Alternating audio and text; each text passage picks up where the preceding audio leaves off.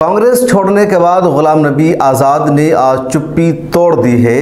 पहली मर्तबा मीडिया एहलकारों से उन्होंने बातचीत की है और आज भी उसी लबो लहजा में राहुल गांधी और कांग्रेस पर उन्होंने अटैक किया है जो लबो लहजा उनके 5 सफ़ात के इस्तीफ़ानामा में देखा गया था। गुलाम नबी आज़ाद ने आज उन लोगों को भी जवाब दिया जो इल्ज़ाम लगा रहे थे कि कांग्रेस छोड़ने की वजह नरेंद्र मोदी के आंसुओं का कर्ज चुकाना है। आपको याद होगा पिछले साल जब गुलाम नबी आज़ाद के राज्यसभा की मुद्दत पूरी हो गई थी, वो अपोजिशन लीडर थे और राज्यसभा में या लोकसभा में जितने लोग अपोजिशन लीडर रहे हैं उनमें गुलाम नबी आज़ाद को नुमाया अहमियत हासिल है क्योंकि उनके बोलने का लबो लहजा, अपोजिशन की तरफ से मुद्दों को उठाना, सरकार की गिरफ्त करना, उसमें एक मुमताज़ मकाम रखते थे गुलाम नबी आज़ाद। और यही वजह है कि अपोजिशन लीडर रहते हुए गुलाम नबी आज़ाद को बहुत ज़्यादा शोहरत मिली। उस दौरान कई अहम मुद्दे भी आए। बहरहाल जब अलविदाई तकरीब थी, जब भी राज्यसभा का कोई मेंबर अपनी मुद्दत पूरी कर लेता है तो उसके लिए एक फेयरवेल का या अलविदाई तकरीब का प्रोग्राम का एहतमाम किया जाता है और जो मेंबर ऑफ पार्लियामेंट्स होते हैं उनके बारे में अपने गहरे ताल्लुकात का इजहार करते हैं। गुलाम नबी आज़ाद अपोजिशन लीडर थे, इसलिए जब उनकी अलविदाई तकरीब मुनक्किद की गई राज्यसभा में तो उस मौका पर वज़ीर-ए-आज़म नरेंद्र मोदी भी मौजूद थे और उन्होंने भी गुलाम नबी आज़ाद के लिए अपने जज्बात का इजहार किया। गुलाम नबी आज़ाद के ताल्लुक से बोलते हुए वज़ीर-ए-आज़म नरेंद्र मोदी रो पड़े थे, उनकी आंखों से आंसू बह पड़े थे और आंसू बहने का जो सीन है नेशनल मीडिया में, टीवी चैनलों पर लगातार दिखाया गया, सोशल मीडिया पर लगातार वो सीन वायरल हुआ और वहीं से गुलाम नबी आज़ाद की ज़िंदगी पर एक दाग लग गया, एक धब्बा लग गया। कहा जाने लगा कि गुलाम नबी आज़ाद बीजेपी से मिले हुए थे, गुलाम नबी आज़ाद आरएसएस के करीब है, गुलाम नबी आज़ाद कांग्रेस में रह करके मोदी के लिए, बीजेपी के लिए काम कर रहे थे। और आज जब कांग्रेस ने उनको दोबारा राज्यसभा नहीं बनाया है, कांग्रेस ने दोबारा गुलाम नबी आज़ाद को अपोजिशन लीडर नहीं बनाया है, गुलाम नबी आज़ाद की राज्यसभा से जुदाई हो रही है, बीजेपी को लग रहा है कि उनका जो एजेंडा है पाया तकमील को नहीं पहुंच पाएगा, मोदी को लग रहा है कि गुलाम नबी आज़ाद जिस मिशन को कांग्रेस में और राज्यसभा में रहकर अंजाम दे रहे थे वो पूरा नहीं हो पाएगा। इसलिए गम, अफसोस और हुज़्न मलाल में नरेंद्र मोदी ने गुलाम नबी आज़ाद के लिए आंसू बहाया है। लगातार टैग लग गया बीजेपी आरएसएस से ताल्लुक रखने का और कई जगहों पर गुलाम नबी आज़ाद का विरोध भी हुआ, वहीं से कांग्रेस में गुलाम नबी आज़ाद की अहमियत भी कम हो गई और लगातार उनको बीजेपी आरएसएस की तरफ से मंसूब किया जाने लगा। आज भी जब गुलाम नबी आज़ाद ने पिछले दिनों कांग्रेस को छोड़ दिया तो इमरान प्रतापगढ़ी समेत कई सारे कांग्रेस के नेताओं ने गुलाम नबी आज़ाद पर यही इल्ज़ाम लगाया कि उन्होंने मोदी जी के बहाए गए आंसुओं का कर्ज चुकाया है क्योंकि नरेंद्र मोदी ने उनके लिए राज्यसभा में आंसू बहाया था। गुलाम नबी आज़ाद ने आज इसी का जवाब दिया। सुनिए क्या कहा गुलाम नबी आज़ाद ने कि नरेंद्र मोदी ने क्यों आंसू बहाया था, क्या वो इनकी मोहब्बत में बहाया गया आंसू था या उस आंसू के बहने की कोई और वजह थी। भरा भाषण दिया, उन सबको जोड़कर कहा जा रहा है कि आपका रिमोट कंट्रोल प्रधानमंत्री के हाथों में है, बीजेपी के हाथों में, और आप एजेंट हैं प्रधानमंत्री नरेंद्र मोदी के। नरेंद्र मोदी या बीजेपी से वो मिले हैं जो नरेंद्र मोदी का सपना पूरा किया। मैं नहीं हूं, मुझे क्यों? नरेंद्र मोदी ने क्या कहा था? कांग्रेस मुक्त भारत। तो जिन लोगों ने कांग्रेस मुक्त भारत करने में उनकी सहायता की वो मोदी से मिले, मैंने तो नहीं।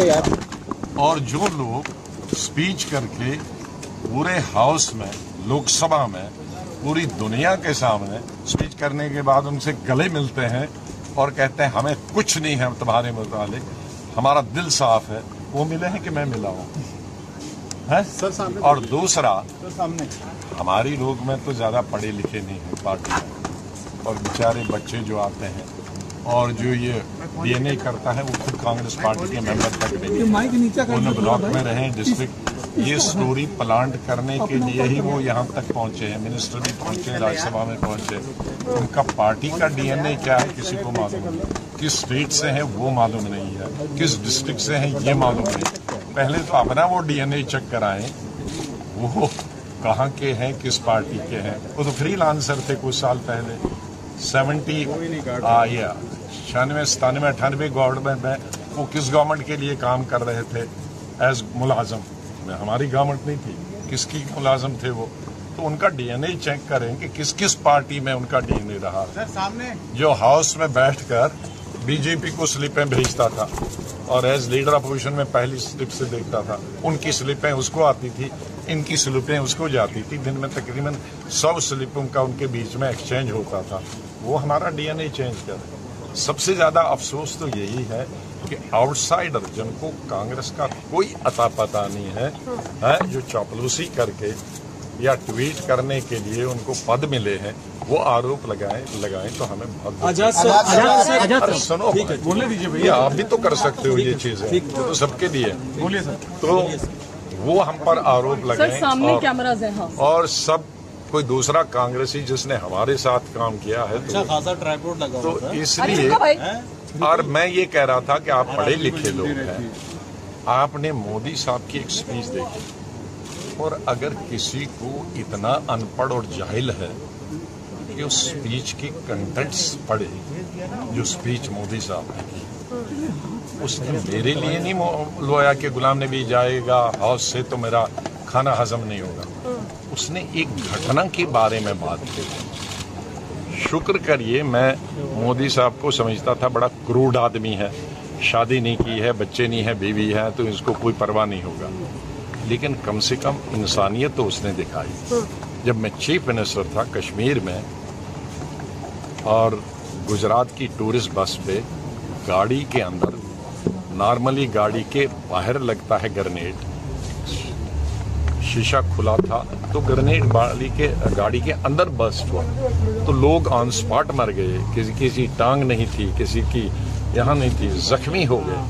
तो जब सीएम का गुजरात का फोन आया तो आई वॉज क्राइंग, रो नहीं रहा था, क्राइंग जोर जोर से, तो मैं रो रहा था। तो मोदी साहब ने फोन मेरे ऑफिस वालों ने कान में दिया, तो मैंने कहा भाई मैं बात नहीं कर सकता हूँ। तो उन्होंने आवाज मेरे रोने की सुनी, तो फिर मैंने उनको यही कोई कहा, तुम उनको बताओ मैं अभी बात नहीं कर सकता, मुझे पहले इनकी टांगें बाजू जमा करने दो, अस्पताल में इनकी स्टिचिंग करने हैं, जो बच्चे हैं उनको इलाज करना है, जख्मी हुए हैं।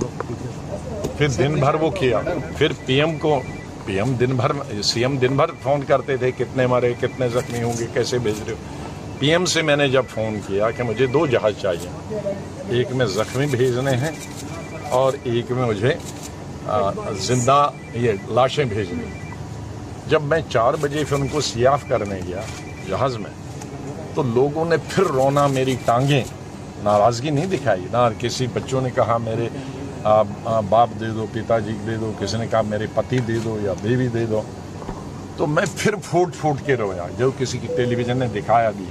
फिर उस वक्त पीएम ने आया, ये सीएम गुजरात का फोन आया, अरे स्टार्ट हो गया। मैं बोल नहीं सकता, उसी चौक में मैं जब रहा था तब देखा, उसको देखकर उन्होंने किया तो ये कौन सी बुरी बात, ये मेरे लिए नहीं, उस घटना का वो उसने बताया।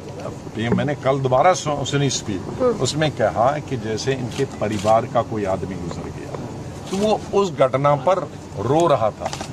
और मैं जब उसका ये सुना रहा था कि क्यों रोए ये, तो मुझे वो दृश्य याद आया, मैं भी रोना शुरू किया। तो ना वो मेरे लिए रोए ना मैं उनके लिए रोया, हम दोनों उस गुजरात की जो हमारी भाई बहनें मारे गए थे, उस दुखद घटना को याद कर रहे हैं। तो इतने जाहिल हैं हमारे लोग जो ये चीज को, हमारी कांग्रेस पार्टी उसी दिन से फैला रहे हैं, लेकिन जो गले मिला उसके बारे में एक लफ्ज नहीं करें। अच्छा सुनिए, दूसरा, आप कम से कम अध्ययन करिए, आप पढ़े लिखे हो, उस दिन की सभी लीडरों का, शरद पवार से लेकर टीएमसी से लेकर सीपीआई सीपीएम से लेकर रीजनल पार्टीज के लीडरों के सुनिए, उनके कंटेंट्स भी सुनिए। उन्होंने रियल सेंस में उन्होंने तो उस पर रोया, इन लोगों ने क्या कहा है वो भी पढ़िए। सिर्फ मोदी को सिंगल राहुल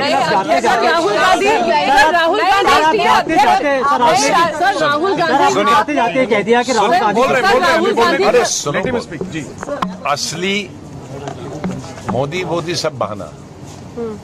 इनकी आंखों में हम खटकते हैं जिस दिन से हमने वो G23 की लेटर, क्योंकि ये कहते थे कि हमको कोई लेटर लिखना नहीं चाहिए, हम तो कानून से परे हैं, हम पार्टी सिक्योरिटी से पड़े हैं, कांग्रेस जीरो भी आएगा तो भी कोई नहीं पूछेगा। जब हमने चैलेंज किया उनकी फंक्शनिंग का, वर्किंग का, हमारे इलेक्शन नहीं हो रहे हैं, 25 साल से वर्किंग कमेटी नहीं हो रहा है, इलेक्शन कमेटी नहीं हुआ, कमेटियां नहीं है, वो उस दिन से खटक रहा था। उसके बाद बहाने से बहाना करते करते इस स्टेज, और उसके बाद कई मीटिंगें हुई, एक सजेशन भी हम लोग उनकी नहीं माने। हम लोगों ने तो उसी जब लेटर लिखा था, जब मिसेस गांधी के घर में मीटिंग हुई शाम को, 10 हमारे लोग 10, हमने तो उसी में स्पष्ट कर दिया था। मैं पौना घंटा बोला था और अपनी तरफ से सबको बोला था, हमें कोई पद नहीं चाहिए, हमें कोई राज्यसभा नहीं चाहिए, हमें जनरल सेक्रेटरी नहीं चाहिए, हमें पार्टी प्रेसिडेंट नहीं चाहिए, हमें AICC में कोई पद ही नहीं चाहिए। हम 23 अपने आप को ऑफर करते हैं। ये जो इलेक्शन आने वाले हैं 5, उनके लिए कमेटी, कैंपेन कमेटी अभी बनाई है और उस 23 में हम डालेंगे।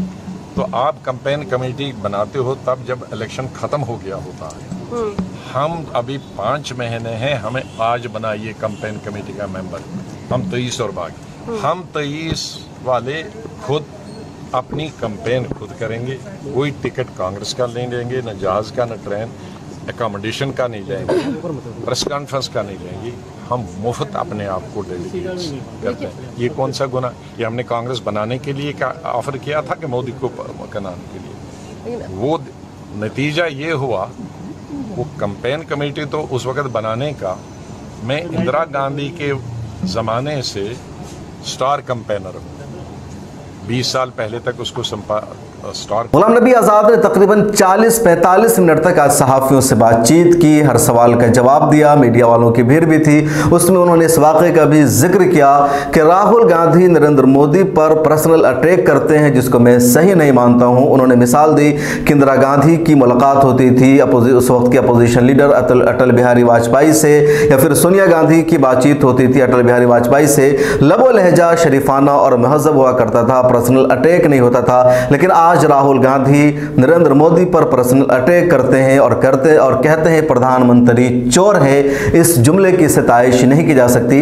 इसके अलावा गुलाम नबी आज़ाद ने भी कहा कि एक मौका था जब सब लोग बैठे हुए थे, पब्लिक मीटिंग थी, सीनियर लीडर मौजूद थे, साबिक वज़ीर आज़म मनमोहन सिंह, AK एंटोनी, खुद गुलाम नबी आज़ाद और कई सारे लोग वहां पर। राहुल गांधी ने कहा कि हर किसी को कहना होगा चौकीदार चोर है, हाथ खड़ा करके।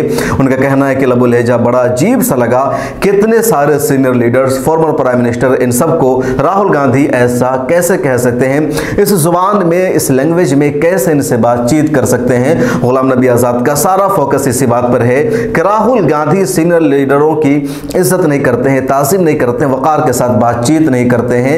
बहरहाल गुलाम नबी आज़ाद ने कांग्रेस को छोड़ दिया है, कई सारे सवालों का जवाब दिया, वीडियोज़ उनकी हर जगह मौजूद है, नेशनल TV चैनल पर लगातार आज वो वीडियो चलती रही। गुलाम नबी आज़ाद अब जम्मू कश्मीर में अपनी नई पार्टी बना रहे हैं और हो सकता है वो अगली बार वहां के मुख्यमंत्री भी बन जाए। गुलाम नबी आज़ाद ने कुछ सवालों का जवाब भी नहीं दिया जब उनसे पूछा गया कि क्या जरूरत पड़ने पर आप PDP की तरह आप भी बीजेपी से अलायंस करेंगे, बीजेपी के साथ मिलकर के सरकार बनाएंगे? तो इस सवाल को गोल कर गए, जिस तरह मेरे इंटरव्यू में वो सवाल को गोल कर गए थे और कहने लगे कि अभी तो हमने सगाई की है, फिर शादी होगी, बच्चा पैदा होगा, तब उसका क्या नाम रखना है? अभी सगाई के वक्त ही आप क्यों पूछ रहे हैं कि बच्चे का क्या नाम रखना है? तो कहीं ना कहीं उनके मन में भी कुछ हो रहा है। बहरहाल उनका ये कहना है कि हमारी आइडियोलॉजी अलग है, बीजेपी की आइडियोलॉजी अलग है। गुलाम नबी आज़ाद की पूरी वीडियोज़ भी यूट्यूब पर मौजूद है। इस वीडियो में इतना ही। आपसे आगे रिक्वेस्ट है कि मिलर टाइम्स को फाइनेंशियली सपोर्ट कीजिए और हमारी मंथली सब्सक्रिप्शन हासिल कीजिए। इसके नीचे एक लिंक है जिस पर आप क्लिक करेंगे और आप हमारे माहाना सब्सक्राइबर बन सकते हैं। सोशल मीडिया के सभी अकाउंट्स पर मिलर टाइम्स को फॉलो कीजिए। फिर मुलाकात होगी अगली वीडियो में। अपना ख्याल रखिए। अल्लाह हाफिज़। मिलर टाइम्स को आपकी ज़रूरत है, हमारी आप माली मदद करें।